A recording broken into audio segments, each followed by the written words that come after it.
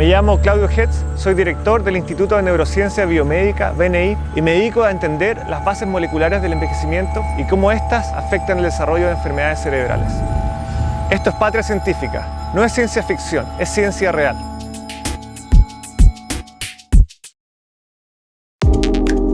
Las enfermedades neurodegenerativas son patologías que afectan el funcionamiento del cerebro, pero también las capacidades motoras del cuerpo. En general, se asocian con la edad.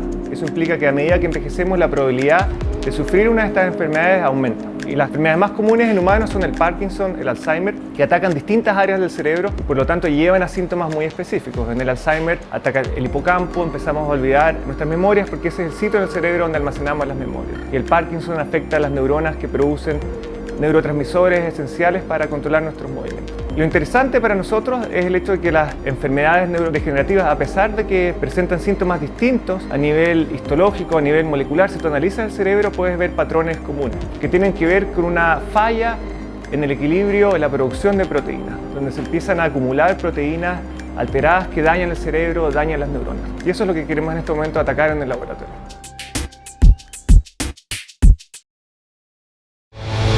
We humans are social animals. Tenemos la base de datos más grande que jamás se haya tenido sobre el comportamiento humano. Necesitamos de nuevos paradigmas, de nuevas formas de hacer las cosas con procesos cada vez más participativos. We should know that if we do want to make the world a better place, we need to take a look at ourselves and make a change.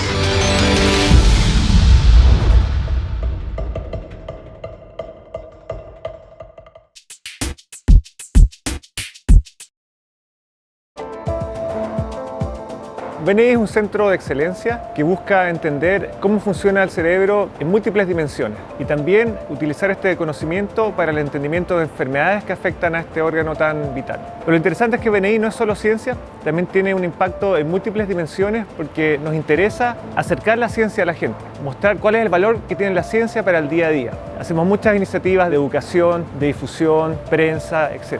Y lo interesante es que también estamos tratando de generar un sello distintivo que nos diferencia de otros centros a nivel nacional o latinoamericano. Y esto tiene que ver con hacer ciencia colaborativa interdisciplinaria, donde estamos combinando visiones, acercando la biología, la neurociencia, a la matemática y ahora agregamos una nueva capa que es la biotecnología. Tratar de generar aplicaciones en salud desde BNI.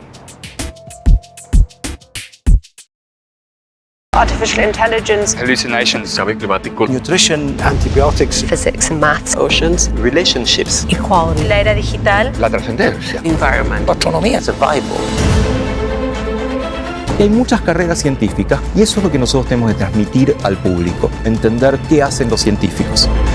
Para que la comunidad aprenda ciencia hay que aterrizarla. Repensemos la especie que queremos ser.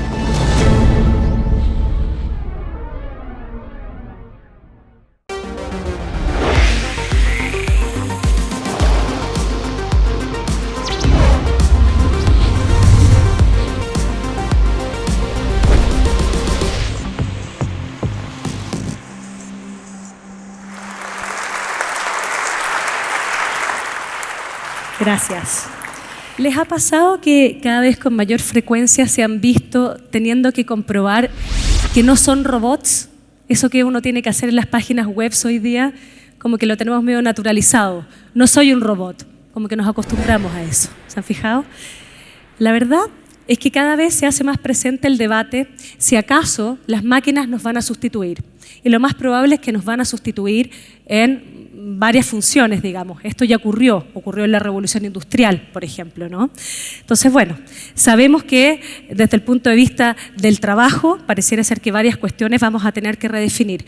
Pero esto es más amplio que solamente lo laboral.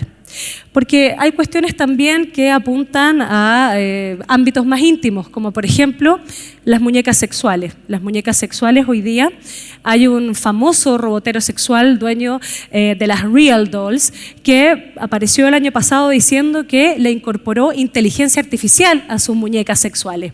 Saben muy bien qué significa eso. Pero lo que él plantea en alguna entrevista, se hacía preguntas éticas bastante fundamentales, como por ejemplo, ¿debía acaso replicar a gente viva Es decir, si yo tengo el dinero suficiente y quiero, no sé, tener mi propia muñeca igual a, no sé, la expresidenta Bachelet, se me ocurre eso. O bien, algún cuerpo con alguna cualidad específica o bizarra. Bueno, el muñequero se estaba haciendo preguntas éticas que son bastante fundamentales. Aparece la pregunta también si acaso vamos a poder crearnos a nosotros mismos. Sin ir más lejos, el otro día acá el presidente Sebastián Piñera polemizaba con el senador Girardi si acaso los humanos vamos a terminar siendo dioses o no, ¿no? Bueno, como sea, la interpelación de este panel era ¿qué es lo humano? Y frente a esa pregunta, bueno, en general decimos la conciencia. Y además decimos o planteamos que lo humano, o pensamos en general que lo humano es un rasgo particular de la conciencia, la racionalidad. Decimos lo humano, lo que nos diferencia de otras especies, es la racionalidad. Rasgo que yo diría que está bastante sobrevalorado. Porque yo pensaba si hay algo que quizás es lo más humano del mundo, y es quizás algo que ninguna especie, y que tampoco tendría demasiado sentido que las máquinas replicaran, es algo que planteó un chileno, fíjense ustedes. Y ni más ni menos que un futbolista chileno, del cual se rieron mucho cuando lo dijo, pero es una frase de gran sofisticación. Carlos Caselli, no sé si se acuerdan, cuando dijo en una entrevista: yo no tengo por qué estar de acuerdo con lo que pienso. Díganme ustedes qué otra especie podría decir algo así. Y díganme ustedes también cómo podemos vivir así si no nos hacemos caso a nosotros mismos. Eso es una condición tan común y es una condición radical. No sé si les pasa, al menos a mí sí. Generalmente no estoy de acuerdo con lo que pienso.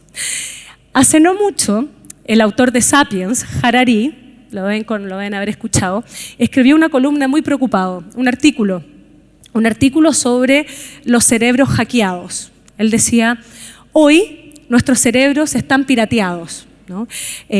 Siempre hemos estado los seres humanos, ¿cierto?, desde el punto de vista del poder, afectados por la influencia. Pero hoy día la influencia podría ir aún más lejos porque podríamos estar intervenidos desde el punto de vista de la inteligencia artificial y la biotecnología en nuestra propia biología del sentir. Es decir, lo que podría pasar hoy es que los ciudadanos podríamos pensar que nuestros propios pensamientos son nuestros, pero no serían nuestros. Entonces él se pregunta hasta qué punto, ¿sí?, podemos seguir pensando que existe el libre albedrío. Eso pone en jaque entonces la política en la democracia liberal. Lo que Harari se pregunta respecto de la política es, cuando los votantes votan, ¿son libres en su voto? ¿Son sus pensamientos realmente de ellos o estamos pirateados? Bueno, eso es algo que no me he estado preguntando el último tiempo. ¿Qué pasa con los votantes? ¿Por qué votamos lo que votamos, no? Aparece la idea de las fake news, como si estuviéramos absolutamente pirateados y equivocados, ¿sí? Aparece esa idea. En este sentido, Harari hace un llamado a desconfiar de lo que pensamos y dice, tenemos que volver a los antiguos, a este llamado de conocernos a nosotros mismos. Pero conocernos a nosotros mismos significa, de nuevo, desconfiar de lo que pensamos. Ese pensamiento inmediato que se nos viene, quizás no es tan nuestro. En este sentido, Harari está con Caselli. Y los dos desconfían, fíjense ustedes, que ni más ni menos del sujeto cartesiano. ¿Se acuerdan ese que uno aprende en el colegio? Pienso, luego existo. Bueno, parece que lo que ambos plantean es que uno podría hacer una torsión de esa frase y decir, parece que somos donde no pensamos. Y de nuevo, yo no sé ustedes, pero al menos yo muchas veces creo ser en un lugar, pero la verdad es que termino en otro. Se me han ido, igual que Caselli, hartos penales en la vida. Eso es cierto. Harari tiene razón. La verdad es que estamos pirateados, pero estamos pirateados de origen, estamos pirateados desde siempre. Otra cosa es que las distintas cosmovisiones, la filosofía o las ideologías de cada tiempo revelen o oculten esa condición, ¿sí? Por ejemplo, los antiguos, los griegos, fíjense ustedes cómo definían lo humano. Es bien interesante porque definían lo humano en su condición de limitados. A lo humano le decían los mortales, es decir, definían al humano en su condición de finitud.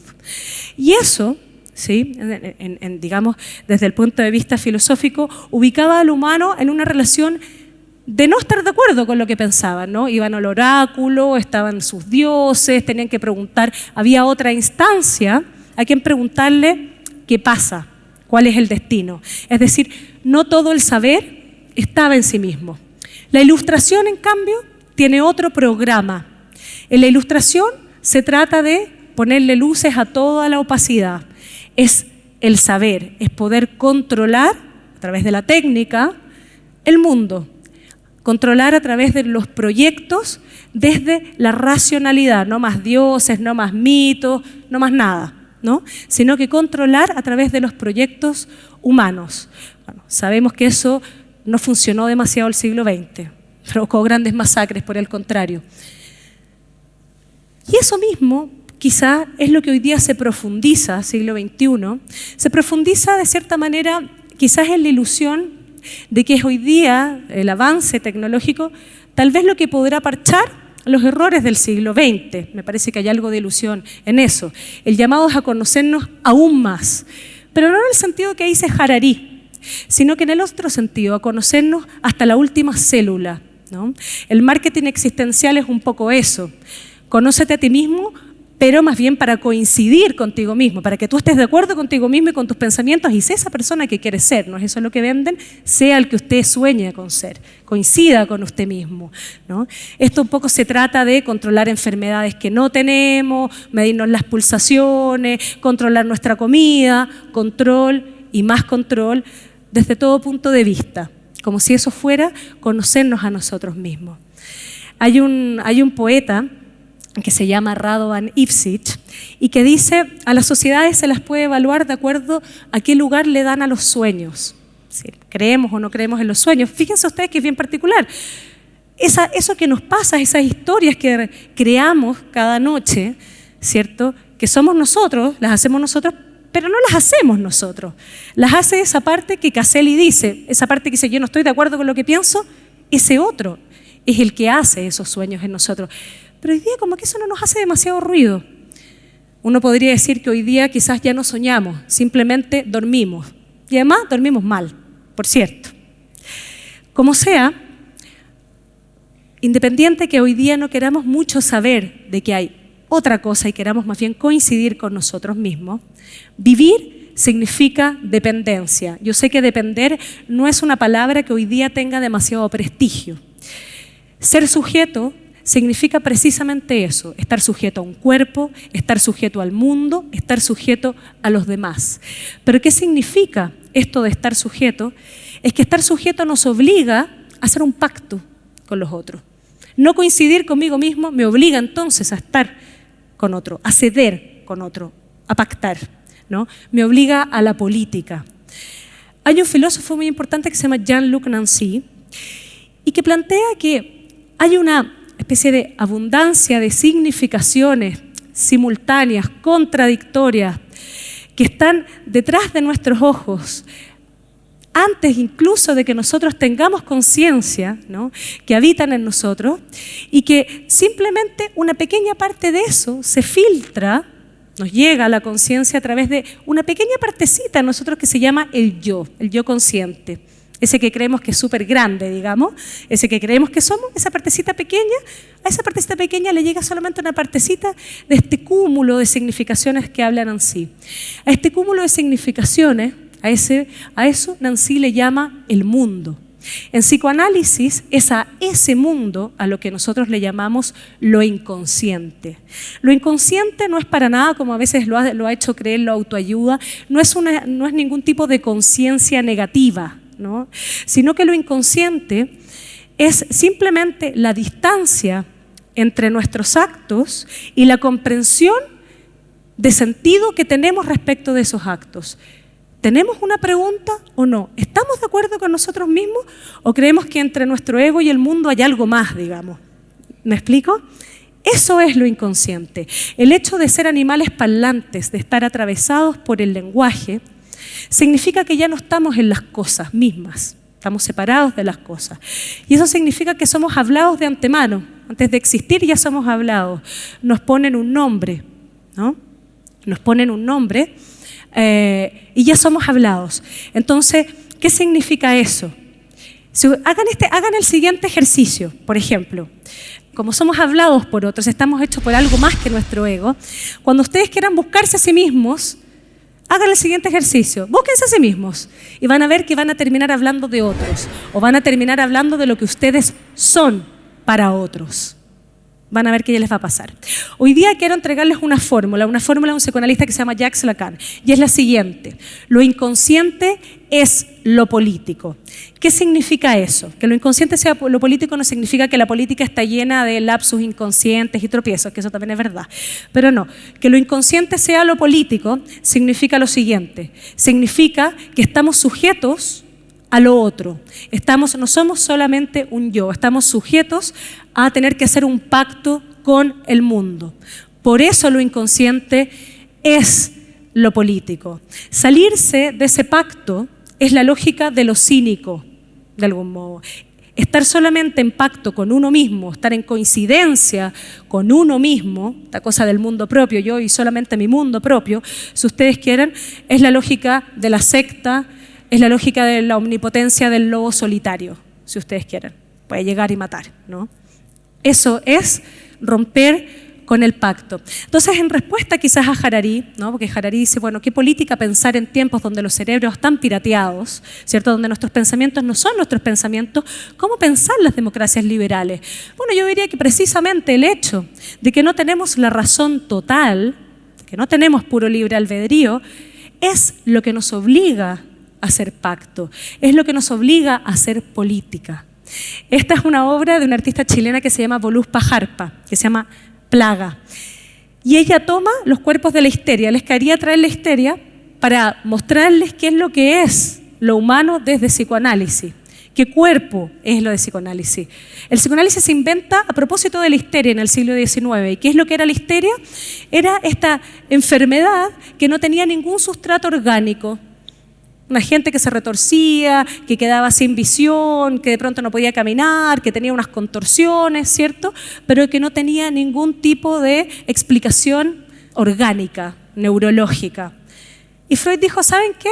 Hay que escuchar ahí, hay que ver esas imágenes y ver qué significan.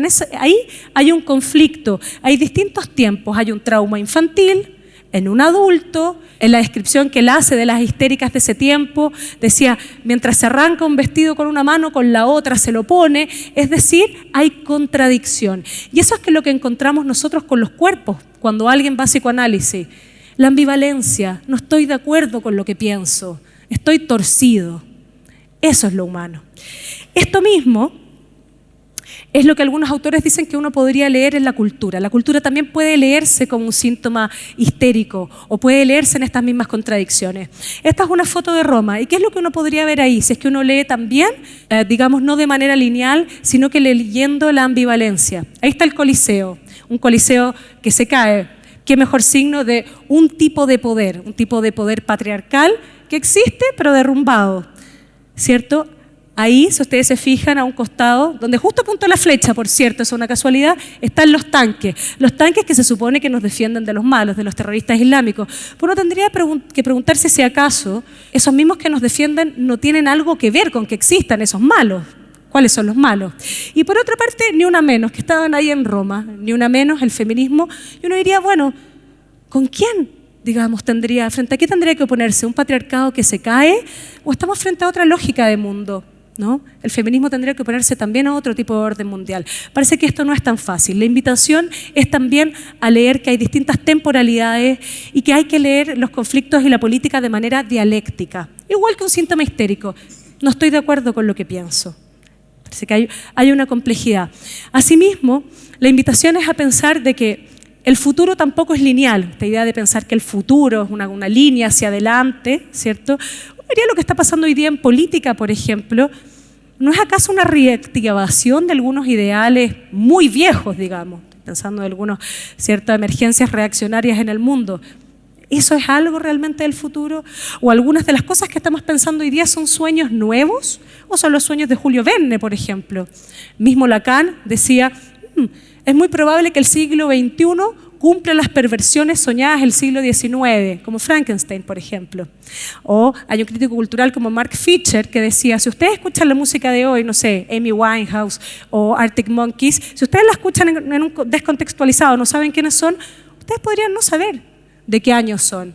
podrían ser de los 60, de los 70, de los 80, del 2010, del 2020, no sabemos. Él decía que la tragedia del futuro, es que el futuro todavía como que no empieza. Esta cosa no es lineal, ¿no?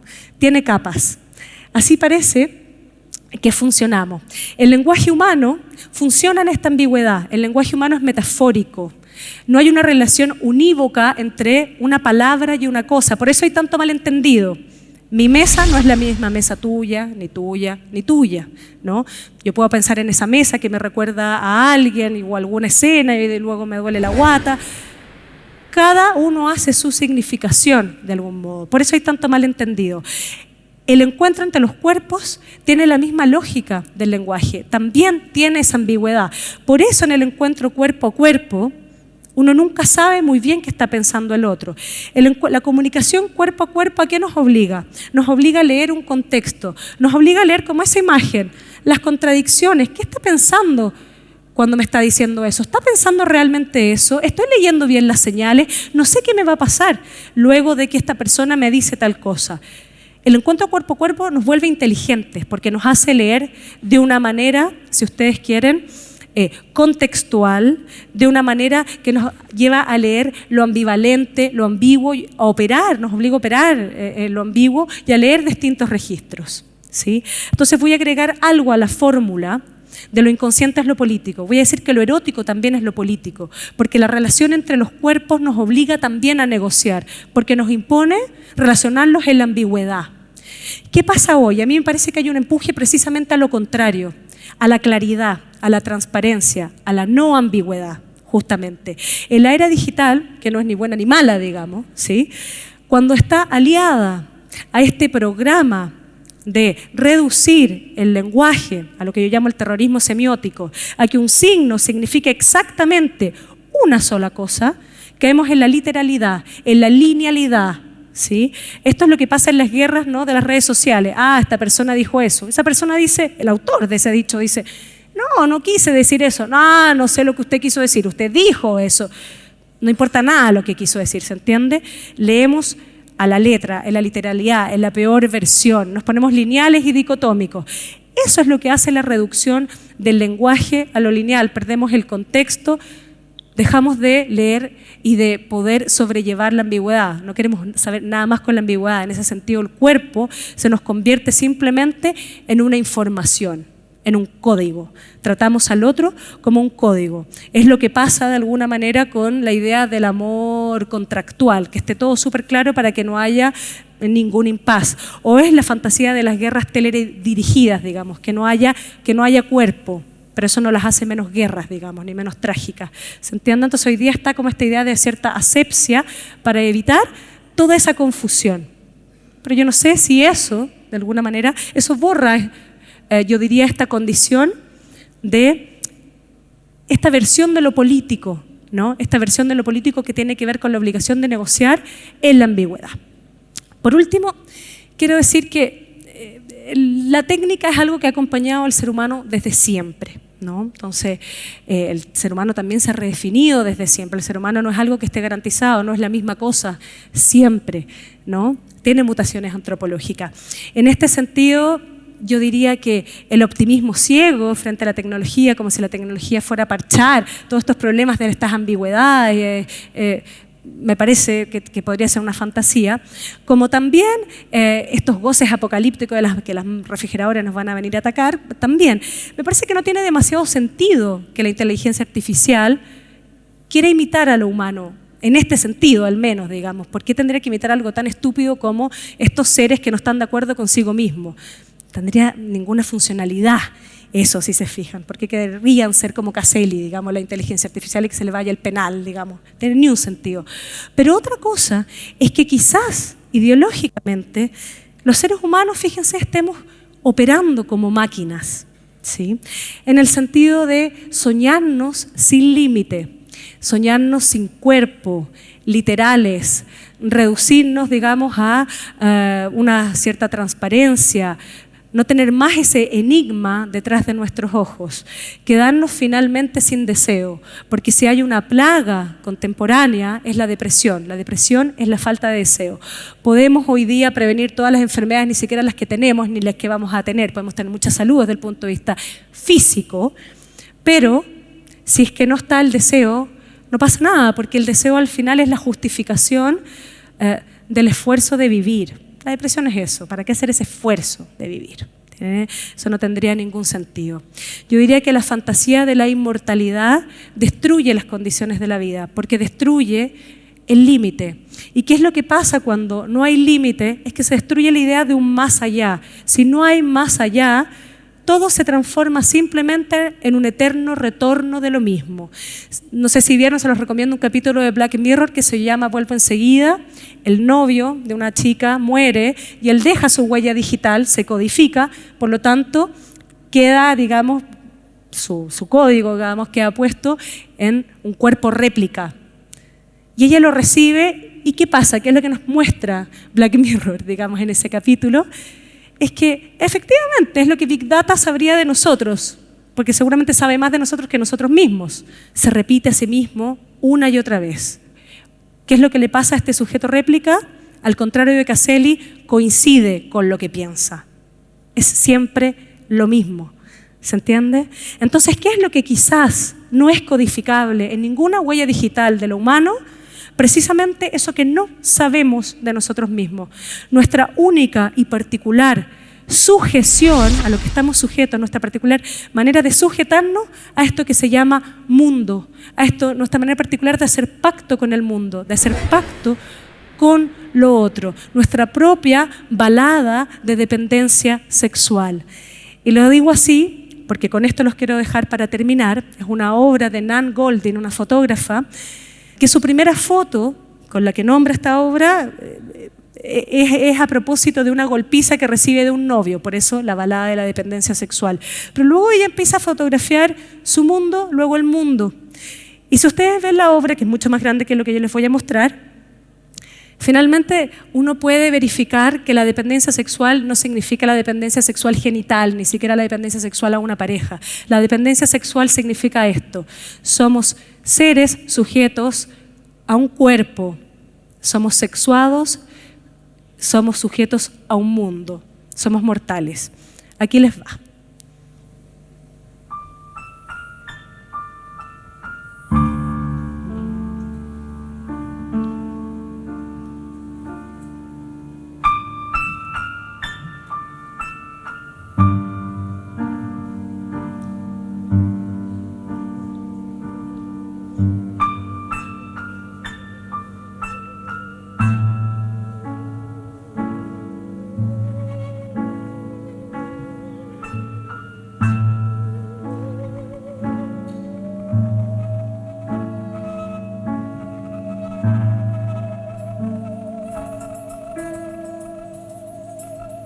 Para bien o para mal, hay algo ahí de lo humano, ¿cierto? Somos seres animales que estamos determinados por la muerte y el sexo, que son hechos biológicos, pero somos los únicos animales que tenemos erotismo y que además tenemos que recordar a nuestros muertos. Eso al menos por ahora. Gracias.